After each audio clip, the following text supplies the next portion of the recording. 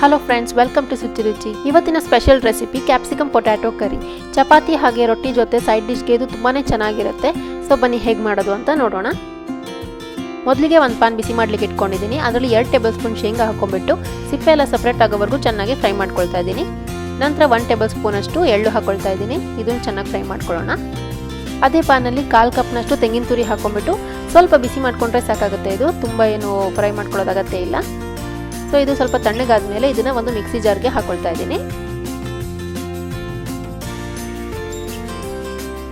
ಇದಕ್ಕೆ 1 ಇಂಚು ಶುಂಠಿ, 8 ರಿಂದ 10 ಎಸಳು ಬೆಳ್ಳುಳ್ಳಿ ಹಾಕೊಂಡು ಸ್ವಲ್ಪ ನೀರು ಹಾಕೊಂಡು ಇದನ್ನ ಪೇಸ್ಟ್ ಮಾಡ್ಕೊಳ್ತಾ ಇದ್ದೀನಿ. ನೋಡಿ, ಈ ತರ ಪೇಸ್ಟ್ ಮಾಡ್ಕೊಂಡು ಸೈಡ್ಗೆ ಇಟ್ಕೊಂಡ್ಬಿಡೋಣ. ನಂತರ ಒಂದು ಪಾತ್ರೆನ ಬಿಸಿ ಮಾಡ್ಲಿಕ್ಕೆ ಇಟ್ಕೊಂಡಿದ್ದೀನಿ. ಅದರಲ್ಲಿ 2 ಟೇಬಲ್ ಸ್ಪೂನ್ ಎಣ್ಣೆ, 1 ಚಮಚ ಜೀರಿಗೆ, ಸ್ವಲ್ಪ ಕರಿಬೇವು ಚೆನ್ನಾಗಿ ಫ್ರೈ ಮಾಡ್ಕೊಳ್ಳೋಣ. ಇದಕ್ಕೆ ಒಂದು ಈರುಳ್ಳಿನ ಮೀಡಿಯಮ್ ಆಗಿ ಕಟ್ ಮಾಡ್ಕೊಂಡು ಹಾಕೊಳ್ತಾ ಇದ್ದೀನಿ. ಇದನ್ನ ಚೆನ್ನಾಗಿ ಫ್ರೈ ಮಾಡ್ಕೊಳ್ಳೋಣ. ಇದಕ್ಕೆ 1/4 ಚಮಚ ಅರಿಶಿನ ಹಾಕೊಂಡು ಮಿಕ್ಸ್ ಮಾಡ್ಕೊಳ್ತಾ ಇದ್ದೀನಿ. ಈರುಳ್ಳಿ ಎಲ್ಲ ಚೆನ್ನಾಗಿ ಫ್ರೈ ಆದ್ಮೇಲೆ ದೊಡ್ಡದಾಗಿ ಕಟ್ ಮಾಡ್ಕೊಂಡಿರುವಂತಹ 2 ಆಲೂಗಡ್ಡೆನ ಹಾಕೊಂಡು ಮಿಕ್ಸ್ ಮಾಡ್ಕೊಳ್ತಾ ಇದ್ದೀನಿ. ಇದಕ್ಕೆ ಒಂದು ಅರ್ಧ ಕಪ್ ನೀರು ಹಾಕೊಳ್ಳೋಣ. ಇದಕ್ಕೆ 1 ಚಮಚ ಉಪ್ಪು ಹಾಕೊಂಡು ಮಿಕ್ಸ್ ಮಾಡ್ಕೊಳ್ತಾ ಇದ್ದೀನಿ. ಇದನ್ನ ಒಂದು 10 ನಿಮಿಷ ಮುಚ್ಚಿಬಿಟ್ಟು ಆಲೂಗಡ್ಡೆನ ಬೇಯಿಸ್ಕೊಳ್ಳೋಣ. ನೋಡಿ, ಇಲ್ಲಿ ಒಂದು 90% ಬೆಂದಿದೆ ಆಲೂಗಡ್ಡೆ. ಇದಕ್ಕೆ 1 ಟೊಮೆಟೊ ಹಾಕೊಳ್ತಾ ಇದ್ದೀನಿ, ದೊಡ್ಡದಾಗಿ ಕಟ್ ಮಾಡ್ಕೊಂಡಿರೋದು. ಟೊಮೆಟೊ ಎಲ್ಲ ಮ್ಯಾಶ್ ಆಗೋವರೆಗೂ ಚೆನ್ನಾಗಿ ಫ್ರೈ ಮಾಡ್ಕೊಳ್ಳೋಣ. ನಂತರ ಇದಕ್ಕೆ ಕಟ್ ಮಾಡ್ಕೊಂಡಿರುವಂತಹ 3 ಕ್ಯಾಪ್ಸಿಕಮ್ನ ಹಾಕೊಳ್ತಾ ಇದ್ದೀನಿ. ಇದನ್ನ ಚೆನ್ನಾಗಿ ಮಿಕ್ಸ್ ಮಾಡ್ಕೊಳ್ಳೋಣ. 1-2 ನಿಮಿಷ ಹಾಗೆ ಫ್ರೈ ಮಾಡ್ಕೊಳ್ಳಿ.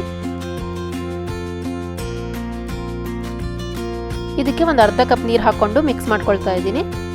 ಕ್ಯಾಪ್ಸಿಕಮ್ ತುಂಬ ಬೇಗ ಬೇಯುತ್ತೆ, ಆದ್ರಿಂದ ಮುಚ್ಚಿಬಿಟ್ಟು ಒಂದು 3 ರಿಂದ 4 ನಿಮಿಷ ಕುಕ್ ಮಾಡ್ಕೊಂಡ್ರೆ ಸಾಕಾಗುತ್ತೆ.